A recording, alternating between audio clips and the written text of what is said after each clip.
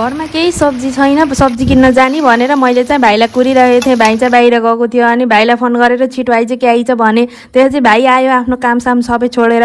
त्यसपछि हिँड मलाई सब्जी किन्न लगेर जा भनेर मैले भने। त्यसपछि हजुरआमाले म पनि जान्छु भनेर रेडी भएर पछि पछि दगुर्दै आउनुभयो। अब हजुरआमाले जान्छु भनेपछि नलग्न भएन बिचरा बुढी मान्छे भनेर हामीले पनि लिएर हिँड्यौँ।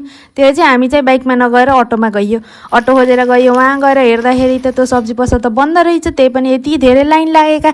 अनि त्यसपछि भयो अब यत्न आइयो सब्जी किनेरै जाम भनेर हामीहरू चाहिँ लाइनमा लाग्न लाग्यो।